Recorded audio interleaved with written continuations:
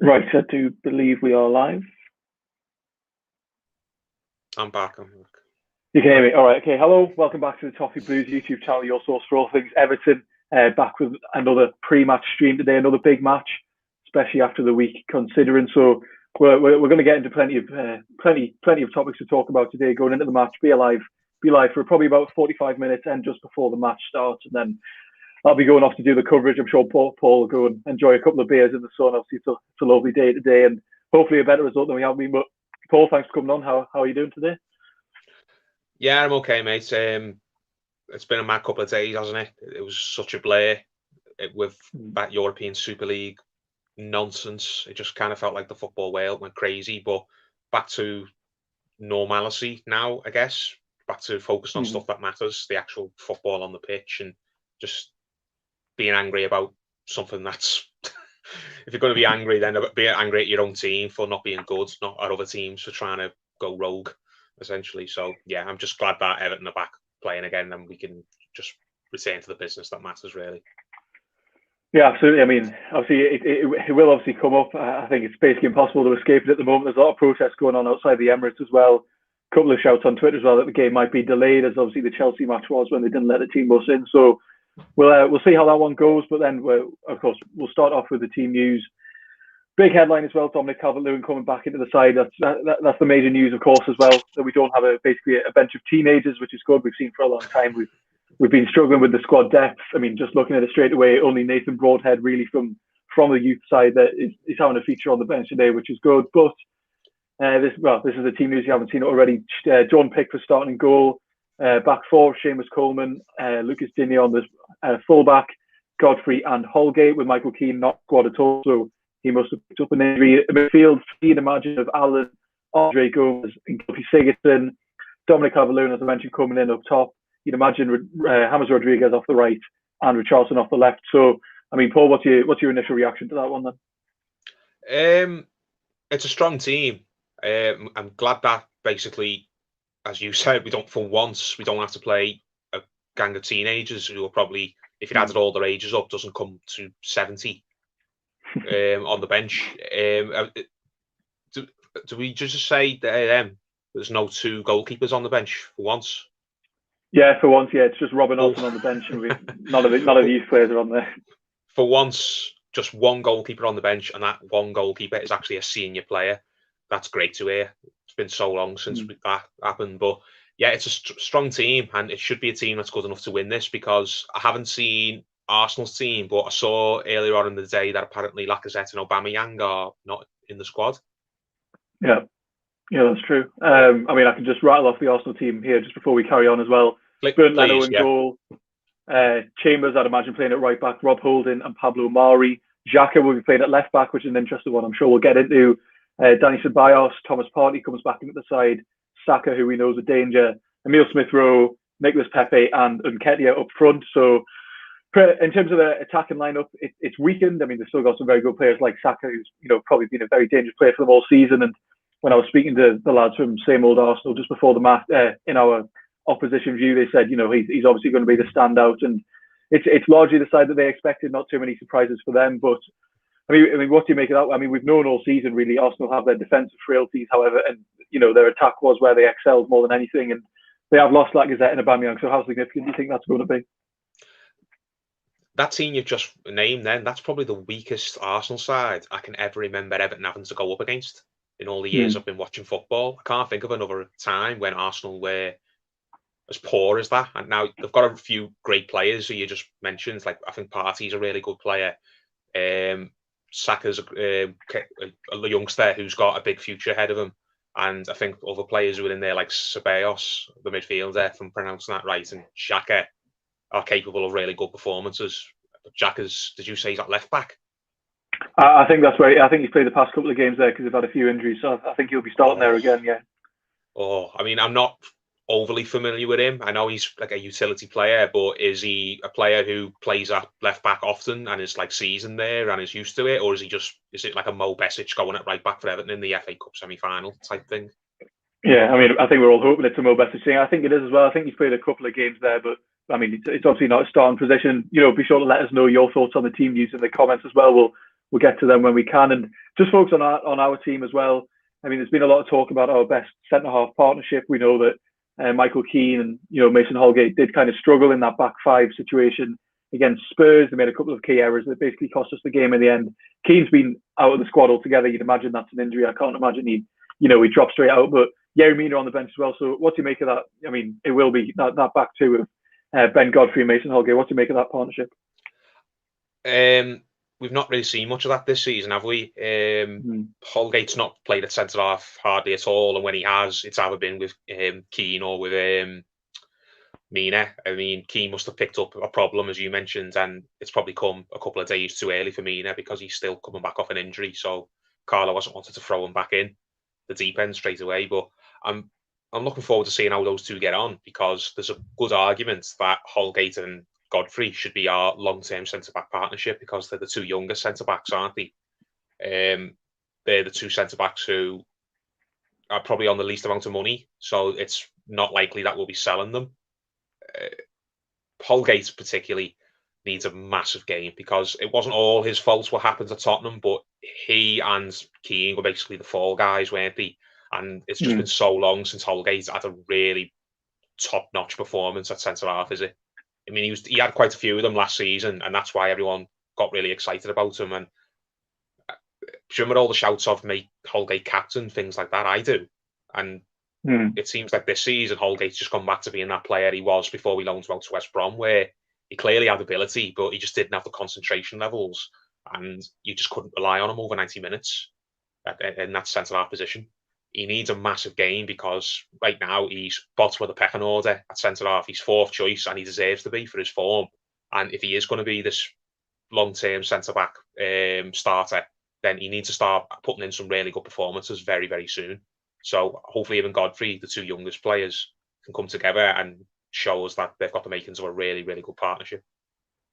Yeah, I agree. I mean, we've seen a lot of chopping and changing in the back four this season, but Godfrey and Holgate, not really a partnership we've seen too many times. I think it'll definitely be interesting. They're probably, in terms of pace, they're a lot quicker than Mina and Michael Keane were. And John there in the chat just pointing out Michael Keane has picked up a hamstring injury in training, so that's why he's not playing. He hasn't been dropped because of that poor Spurs performance. But other than that, I think it's a pretty solid side. All in all, it's one of the best we could probably put out, apart from Abdoulaye Doucouré. And I think we probably got away with one slightly, the fact that Aubameyang and Lacazette have dropped out of their side. However, it's still going to be a tricky test. And Godfrey, he's been absolutely brilliant so far this season. Not too many times he's actually played at centre half, so I'm always interested to see how he gets on there, being deployed a lot of the times. At fullback as well, and I agree about Holgate. He does need a significant improvement on his past performances, purely because I remember, as you rightly mentioned, the shouts for making him captain. He had a really good season last. Had that kind of tricky injury just towards the end of pre-season, ruled him out for the first few weeks or so, and that maybe set back his development a bit. But he has been shoehorned into the side at right back at times when Coleman was dropping in and out of form and fitness as well. But now, it looks like it will be that centre half partnership. So I agree, he absolutely has to improve. And I mean, just moving through the rest of the side, Adam Galloway there, pointing out in the midfield that he's not a fan of Gomez, Sigurdsson and James Rodriguez in the team. I'd imagine that's probably because, from a pace perspective, that's not the quickest trio. However, we saw Sigurdsson and James Rodriguez, they delivered a pretty solid performance last time they were playing together. And despite the fact that they do lack pace, I would have liked to see Tom Davies, purely because you can get his legs alongside Allen's. You can get them around those two players and they maintain the engine in the midfield. But I mean, what do you make of that kind of? Well, it won't be a trio, but having all three of them in the side at the same time. Rodriguez will be going back out wide, I imagine. Is it go back to a 4-3-3 with? I'd imagine, yeah. Yeah, Richarlison and Rodriguez as attacking wide forwards with Calvert-Lewin down the middle. Yeah, I'm not a fan of having Sigurdsson and Rodriguez in the team. I'm not a fan of Sigurdsson, full stop. Everyone knows that. But when Sigurdsson's played well this season, it's typically been when other number 10s have not been in the side. So, but when you've got no other option to play it there, then there's nothing really to moan about. I mean, as you said, then maybe Tom Davies could come in there, but if you play Tom Davies there, then you'd have to play Tom Davies as the holder, and clearly he wants to put Alan there in that position. So I'm not not critical of the manager for playing these two together. Even though the injuries have eased, would people rather see Fabian Delph in there? No. So absolutely not. No. So yeah, Sigurdsson in the middle with Alan. Alan's got the energy to get round, hasn't he, and hopefully make up for Sigurdsson's lack of mobility and lack of effort at times. So centre midfield, it should be good enough to be winning this midfield battle against Arsenal, against the likes of that. What's his name? The Spanish guy that got on loan for Real Madrid. I can never pronounce. Yeah, I can never pronounce it. He's a good, tidy player, but he's another Sigurdsson where if you give him a lot of space on the ball, he can pick a good pass, but he's not the quickest. He doesn't like being pressed, and he can very easily drop out of the game if the midfield battle gets really hot in the middle, and that's what you'd be hoping that Alan can do. Just take the lad out the game completely. So I'm hopeful that with Rodriguez and Richarlison on the wings, whether the alternate or whether one of them's going to stay on the right and the other's going to stay on the left, they need to be getting at those fullbacks. It's Xhaka, isn't it, on the left? Who was the other right back guy? Forget now. Callum Chambers, I think, will be playing at right back. Callum Chambers, he's not a bad player, but he's not anything special, is he? If Rodriguez and Richarlison have a 7 out of 10 game at least, then they should be getting the better of him easily. So we need to be getting at these in the wide areas because their fullbacks are not good enough, quite frankly, unless they have the game of their lives, which average players typically do against Everton, like that goalkeeper did a few weeks ago for Crystal Palace.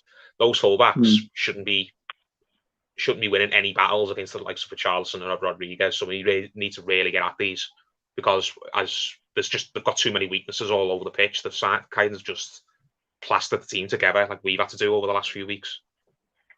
Stitch the team absolutely. together. And I mean, Tom Davies there on the bench. I probably would have liked to see him start over Andre Gomez purely because I don't really enjoy watching Andre Gomez on a football pitch. I mean, he really frustrates me. And I see what Adam was saying there in the chat, mentioning that there will be a significant lack of pace. And that was absolutely fine when Tom Davies was alongside Alan. But it's a big ask for Alan to really carry the whole midfield engine on his back. But just for those of you joining now, we're just talking about the team news. A lot of key players back. Well, not only on the bench, but obviously Dominic Calvert-Lewin back in the starting 11 as well. If any of those just joined and haven't seen it as well, I'll rattle it off quickly again. We think it's going to be a 4-3-3, Jordan Pickford in goal, Seamus Coleman, Ben Godfrey, Mason Holgate and Lucas Digne. Midfield three of Alan, Andre Gomez and Gylfi Sigurdsson. Calvert-Lewin in the number 9, Rodriguez off the right and Richarlison off the left. So I think that's probably likely the side we're going to be seeing. We've discussed the centre-half partnership so far, how it's not a partnership that we've actually seen too many times this season. Despite the chopping and changing, Holgate is going to need a big game, definitely, especially considering he really struggled in that Spurs game. Michael Keane out with a hamstring injury that he picked up in training. That midfield three we've just discussed there, but maybe they're going to lack pace. But Alan is going to be, you'd expect him to be the engine in there, and then I'm sure we'll get onto the forward line in just a moment. And Arsenal side is definitely weekend as well.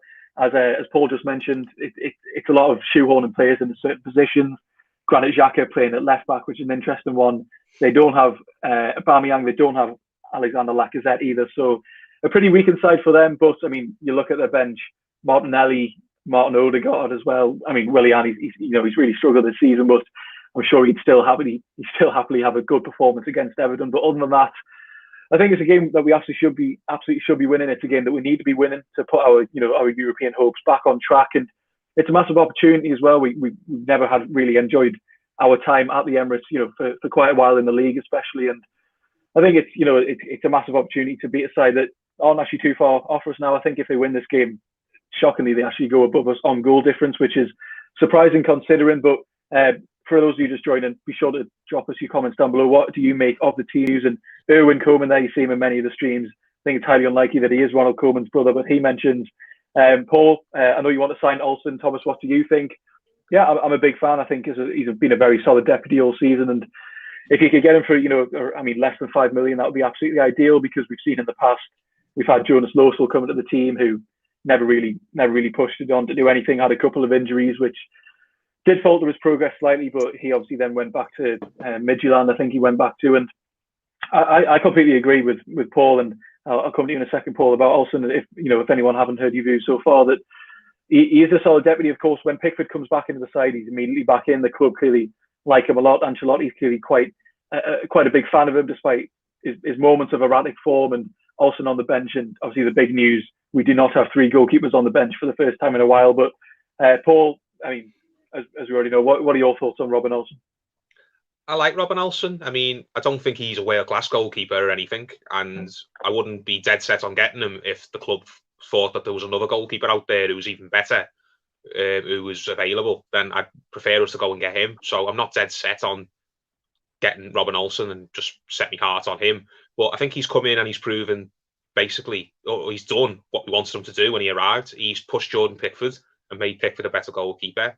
In the games he has come in, other than maybe one or two occasions, he's been very competent. He's done well. He's a similar level in terms of his ability. He's a similar level to Pickford, I think. Maybe he hasn't got as high a ceiling as Pickford's got, but in terms of how good he is right now and what he's capable of doing for us when he comes into the side, there's not much difference between him and Pickford, and I think that's healthy. You've got two goalkeepers who are pushing each other and to be even better, and it's always good in the squad when it's always it's never a bad thing in a squad when you've got two players vying for the same position and there's not much difference between them because they'll push each other. It's much better to have two goalkeepers who are similar level rather than have one goalkeeper who is just massively better than the other one, because if that first choice comes out of the team, then the drop-off's ginormous, isn't it? Whereas I don't really think there's much drop-off at all if you swap Pickford and Olsen out of the team. So have these two guys who are sort of like that, kind of pushing each other and going up and down, slowly building up, rather than having a goalkeeper who's up here and a goalkeeper down here who's maybe a kid or an old guy who's not got much left anymore. And then as soon as your first choice gets injured, the drop in levels is just drastic. So I like Robin Olsen, and I think if we're going to look for a number two to sign, because it looks like we're not going to go out and splash out to get a bona fide number one player, number one goalkeeper, as much as people would like us to, it looks like Carlo's going to stick with Jordan Pickford at least for next season. So if we're going to sign a goalkeeper this summer who's just going to provide backup or competition to Pickford rather than a direct replacement, then I think you could do a lot worse than Robin Olsen. And he's come here, he knows the league now, he seems to have settled. I said a few weeks ago that he's kind of over that nasty incident that happened and he's just happy to be focusing again. So I don't think there's any issue there. I think Olsen would be happy to stay, and he probably wouldn't cost any money either because Roma clearly don't want him, do they? So it's not like it's going to set us back. It's going to take a big chunk of our transfer budget that we've set aside for other players. So yeah, unless there's some other goalkeeper out there who the club is looking at and thinks is better than Robin Olsen, then I'm just happy for us to just make that deal permanent in the summer rather than just let him go back and just start the search all over again. Yeah, absolutely. I agree with everything you said there. Pretty solid deputy, and you know when you need him, he's going to be called upon and hopefully push John Pickford as well, which is what we needed for a while. And the final bit of team news we'll talk about on the Everton side. We'll move on to Arsenal in just a moment. We've mentioned it there. Finally, a bench not just made up of the under-23 side. I mean, the bench, I'll read it out here. Robin Olsen, Yerry Mina, Nkunku, Fabian Delph, the mystery man, has actually made it back onto the bench, which is quite astonishing. Tom Davis, Nathan Broadhead, of course, from the youth side, came on in the game against Brighton, I believe, for his debut. You know, well done to him. Alex Iwobi, Bernard, and January signing another kind of ghost man, Josh King. So, Paul, I mean, in your eyes, how significant is that? I mean, improvement of quality on the bench. I mean, it's still not excellent by any means. We still need better squad depth, but I mean, it's a lot better than what we had, isn't it? It's just weird. I think we'd all grown accustomed to just having, as I said, a bunch of kids on the bench and two goalkeepers and three defenders who just players who we're never going to throw on in a game unless we're absolutely forced to because of injury. We're not going to put them on the pitch hoping to change it round. I mean, the only player who you could even argue would maybe come on and make a difference could be Broadhead because he's a striker. And the strikers we've had in the last few months have been largely out of form. But the likes of Harry Tyrer, the young goalkeeper, he was never going to get on the pitch, was he, unless there was a massive injury. And Kyle John were never going to get on the pitch. I mean, it's a shame that Tyler Anyango got the injury when he did, because I think Anyango probably would have got a few minutes the last couple of months, but he picked up an injury in the Youth FA Cup, didn't he? Which is a shame. So hopefully he'll be back soon and we'll use him more next season. But it's just really, really refreshing, shall we say, to just have a bench for once that, you know, if the game's not going the way we want it to, there are options that we can bring off the bench to hopefully change it rather than just throwing them on just to make sure we've got 11 players on the pitch, which is what we'd have done when we were throwing any kids on that we've had to put on the bench the last couple of months. Yeah, I think it's also a testament. It makes you realise how many injuries we quite had. That there is Yeah, only now one youth player kind of on there, and it is surprising to see a bench that's actually just not made up of the under-23s. And for those of you just joined us now, we're still going through the team news, talking about the significance of actually having a bench for once, which is absolutely delightful. Different options, definitely, and Arsenal also have a very strong bench, which we'll get to. But question from KB there: what do you think about DCL being back? It's quite simple. It's an overwhelming positive. He, whether he's been, in and out of the goals in the past few months, you can argue either way about his form, but still, I think his presence on the pitch is brilliant, and it's absolutely necessary. So, Paul, what do you make about Dominic Calvert-Lewin being back on the side? I'm really pleased that he's back in the side, but I will say I definitely want to see a goal from him tonight because, as you mentioned, his form over the last few months has kind of dropped off. Now, obviously there are reasons for that. There's been some games where he's not at the service, or he's had a couple of niggles, and maybe he's had to play when he's not fully fit. But I read this earlier on today. Over the last 15 Premier League games, he's only scored 3 goals, and no matter what state the side's in, for a player who looked as good as he did in the early few weeks of the season, if that's the Calvert-Lewin that we expect now, or rather, if that's Calvert-Lewin's level of performance that we can grow to expect, the Calvert-Lewin we saw in the early few months of the season, then 3 goals in 15 it's not enough. It's really not. Even with all the problems that's have been going on, like the team losing form and us having injuries, you need to be scoring more than 3 and 15. So I really want to see him get a goal tonight and finish off the season strongly. He's on 14 league goals for the season, and I think he's on 19 for the season overall. I think he's got 5 in the cup competitions. I think that is, but he's definitely got 14 in the league. Let's see if he can finish the season with 20 goals in the league. And other than Lukaku, how many strikers have we had in the Premier League era who finished the season with 20 league goals? I can't think of anyone. Yeah, I agree, and he definitely needs goals, but his presence is also going to be very good. To just have back in the side that physical presence up front, it allows the likes of Richarlison to have more freedom because he's got that runner alongside him. It gets the ball sticking up the field, doesn't it? And it gives the chance for Richarlison and Rodriguez and Sigurdsson, if he feels like it, to get involved. Whereas when we were having to play Richarlison up front as number 9 on his own, I mean, I'm still not convinced that Richarlison is an out-and-out number 9. I know some people are, but when I was watching him against the likes of Brighton, I just thought Richarlison didn't have the presence on his own to lead the line. I mean, he tries hard, fair play to him, but there are just times when the ball goes up to him and he just can't do the work that DCL does up there. So it's good to have an actual presence up the field who we can get the ball sticking to and bring other people into play. So yeah, it's a good thing that Calvert-Lewin's back in the side. It's going to bring out the best in his teammates, hopefully. But I really want to see the lad get a goal now and have a good little run of form towards the end of the season and get up to 20 league goals for the year. I think that would be massive if he can get 20 league goals for the season. Yeah, completely agree. We'll get to a couple of comments here. Stephen Thomas there with a prediction 3-1 Everton. Would be nice to get a clean sheet. Absolutely agreed. I think it's a must-win game, as Austin mentioned there. If Everton don't win today, they don't deserve Europe. It is a funny one again because I feel for the past few weeks we've been talking about these must-win games that we absolutely need to win them, and then we haven't, and we're still in with a chance, quite shockingly. But this surely now, I'm sure you agree, Paul. We're running out of those opportunities, those lifelines that we keep getting given by the sides around us. I don't want to be negative, but I personally don't think we're going to get Europe this season. I made me peace with that a couple of weeks ago when we failed to beat Crystal Palace. That was the day that I just thought, yeah, Europe's not happening this season. You've got to finish 7th to have any chance. If we get 7th, then we'll go in that new Europa Conference League thing, which is it's better than nothing, I suppose. And I don't think we're going to get top 4 is definitely gone. Top 6 is unlikely. 7th place is becoming less and less likely with every game where we drop points. And if we don't win this game, then I think we're just going to have to accept that we're going to be finishing 8th this season at the most, because I don't think we'll drop out the top half. And I guess after you finished 12th last season, to be back in the top half it's progress, it's improvement, fair enough. But when we had Europe there for us all season and we spent the vast majority of the season in the top 6, it would just be really disappointing to lose it this late in the day, wouldn't it? But I've already made me peace personally with the fact that I don't think we're going to get Europe, and if we don't win tonight, then I think everybody should just give up on it. Yeah, I mainly agree. Yeah, as I mentioned before, we've had a lot of these games, like the Palace game, like the Brighton game, that we needed to win.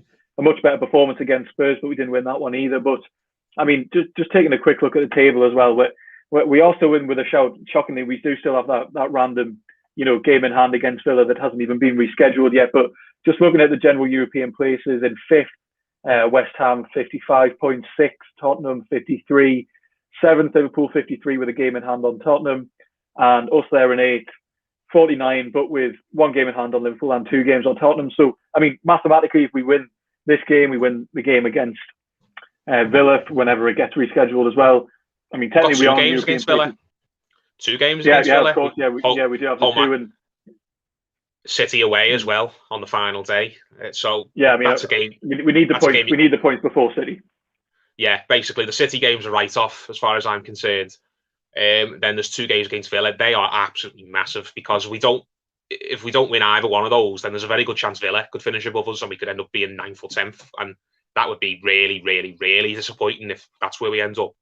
So, as you said, realistically, there's still a chance of that. But I just look at our running and I just think there's too many games there where I can't confidently predict us to win.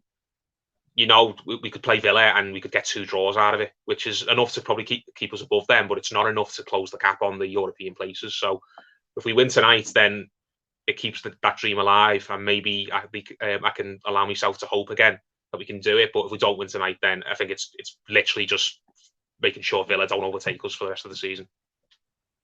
Yeah, absolutely. But we don't want to dwell on that for too long because, I mean, we know the significance of the game, but so we'll have to obviously discuss this week.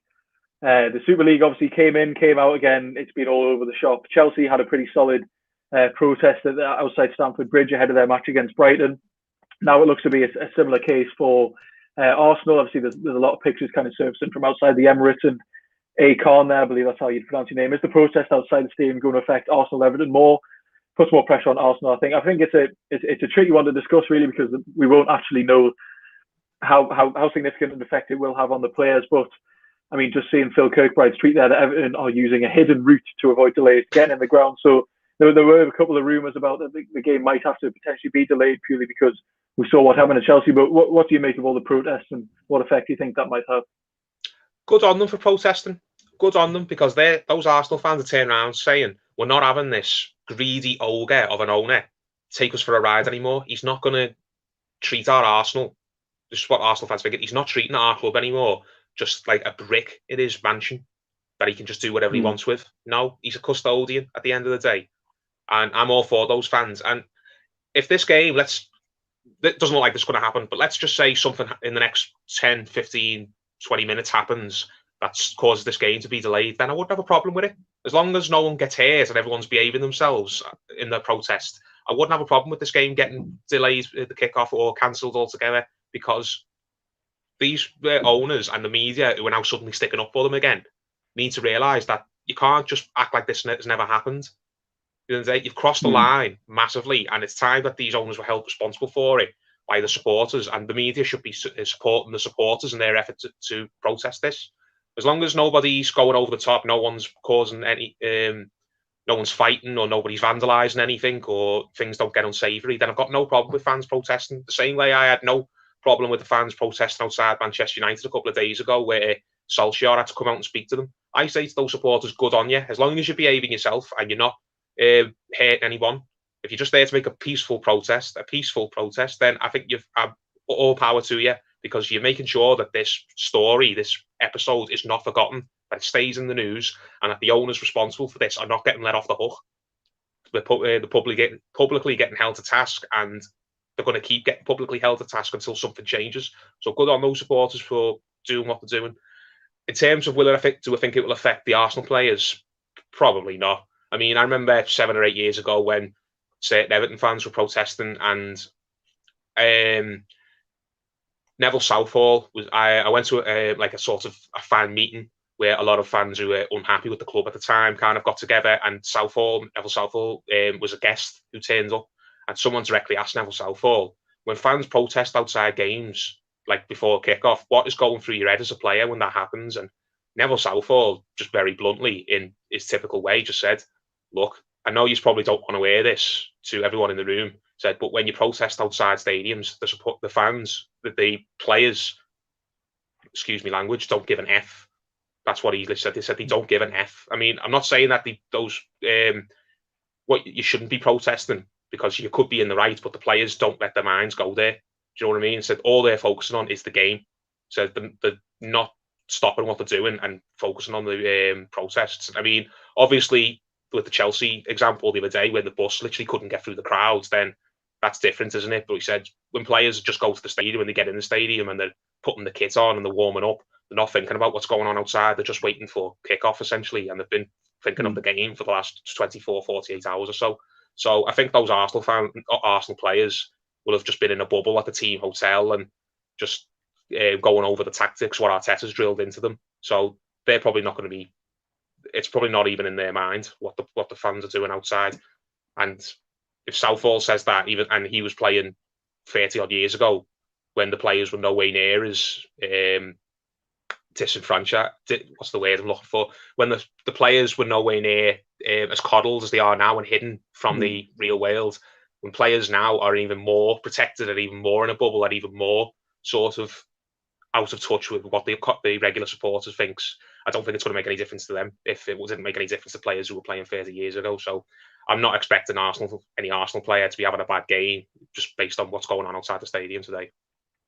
Yeah, exactly. It's good to see the protest. It's important not to let up, despite the fact that all the clubs did end up kind of tweeting that, well, most of them ended up tweeting that, we're sorry, we shouldn't be doing this anymore. As much as you like those tweets or not, apparently everyone is exiting the Super League, and it's important to keep the protest up. Obviously, there's reforms to the Champions League coming up, which all the protests will be against. And obviously Stan Kroenke, they'll all be protesting against him, and all power to them. But it sounds like the players are all in there. I mean, John Pickford confirmed it there in the Echo, saying we came in a hidden route, didn't impact us. Seems like the players are all fine. There's no problem. The protest was expected. So, nothing too major there. But for those of you just joining us now, we're just talking about the protests outside the Emirates. Doesn't sound like it's going to have too much of an impact on the match. Sounds like all the players are already there warming up. Not a problem. So, absolutely, the Arsenal fans are well within their right. And I'm glad they are, because I think if it was the protest of the other 14 clubs, we all disagreed with it, but the fans of the actual clubs themselves have a lot more say and have a lot bigger voice in terms of what actually happens with those clubs, what happens with the Super League. So it's brilliant to see, and I hope the protests continue. And as you mentioned there, Paul, as long as everyone's safe, everyone's not taking the mick, then it's absolutely what they should be doing. And I'd probably be disappointed to not see them out there protesting, especially everything that has happened. But I mean, we're coming off the back of a very turbulent week in football. It'd be interesting to see how much, the Super League alone has had an impact on the players, regardless of the process. Obviously, it will have gone through their minds. There's been it's been a bit of a roller coaster. People talking about how, the players were only told a few minutes before the announcement, stuff like that. It's all speculation. However, we'll never really know about that. Hopefully, Everton put in a good performance regardless and set the example that they have done there. And, Owen Coleman there saying, Mashiri, Denise Barrett-Baxendale, Bill Kenwright, Marcel Brands, everyone making us proud at the club. Absolutely brilliant statement early on in the week, which we've discussed in videos in the past. We've discussed it in the match preview as well, as I did with Terry, that the club really led the way in protesting against this Super League business, and that's brilliant to see. And it's absolutely what you'd expect. And for any Arsenal fan or all the fans out there that seem to think that for some reason, if Everton were offered a chance, someone just mentioned there, surely Mashiri wouldn't accept if we got invited, right? Absolutely. At the end of the day, we're the people's club, we're a club with integrity, and any fans that seems to think that anyone would have joined, I completely disagree with that notion altogether. The club have been very vocal in their opposition of it. Especially if Arsenal fans are going to say it, they need to remember that Mashiri was involved at Arsenal for a long time, and Mashiri left Arsenal because he got sick of Stan Kroenke and the ownership who were there. He got sick of them always putting profits ahead of everything instead of on the pitch success. Mashiri walked away from Arsenal because he was sick of Stan Kroenke's attitude towards the game, which is the same as these other 5 owners, which is we're not bothered about the fans, we're not bothered about achieving things on the pitch, just make money. I don't care where we finish in the league, whether it's first or whether it's 17th, as long as we don't see a massive drop in money, just let things carry on the way they are. And Mashiri was involved and turned and said, you know what, no, I don't like this, I'm going to go find another club who I can put money into, where I get the final say. And when I do find that club, which turned out to be Everton, I'm going to focus on other things, which is predominantly spending money, making the club successful, and not being obsessed with how much money I'm bringing in and lining my own pockets. So I don't think Arsenal fans, when they say, "Oh, you're just jealous you didn't get an invite," I don't think they're thinking about it hard enough. When they say that to us, especially, you've got to remember our owner was involved with your club for a long time, and our owner walked away from your club because he was sick of the attitude going on at your club, where it was just all about making a profit and not achieving anything. Yeah, absolutely, I agree. I mean, if there are any Arsenal fans watching, and do give us your thoughts in the comments below. But at the end of the day, if Mashiri was given the chance to join, I'd absolutely believe that he would turn it down, as would the rest of the board. Club with integrity, unlike the rest of this greedy six. And I mean, people are talking about don't take it out on the players, but I hope a few of ours do. If you just send the message, send the message against the club. And there's an image tweeted there by Paul Brown of two directors of football having a chat there. I'd love to be a fly on that wall, seeing what they're actually discussing now. But a couple of comments just about the team news there. Sigson on the left wing, I don't think so. I'd imagine he will be part of the midfield three alongside Gomez. Allen sitting a bit deeper with Richarlison off the left, and another one off the same person there. Would have loved Richarlison on the left and Iwobi on the right. I personally have to disagree with that, purely because I can't really see what Iwobi offers to this side. I mean, I don't know where you put James Rodriguez if you've got Iwobi in the side. I think it's quite remarkable.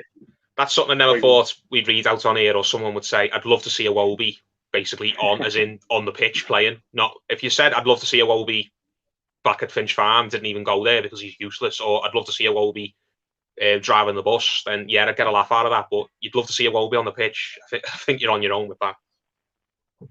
Yeah, absolutely. I can't see how Iwobi will work his way into this side, especially with James Rodriguez being completely fit. And this is a mainly fit squad at the end of the day, apart from Abdoulaye Doucouré, who we know is a very significant player. But for those of you who's joined there, Erwin Koeman, seems if Iwobi comes on and scores. You know what? I hope he absolutely does.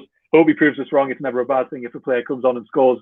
You won't find me complaining whatsoever. And of course, it is against his former side Arsenal as well, so that will be an interesting one. But he needs to do something big. He needs to do something big and significant before the end of the season, because if he doesn't, then I think he should be one of the first players out the door in the summer. We've spoke about this. He's not delivered anywhere close to what we should have been expecting from him for the amount of money we spent.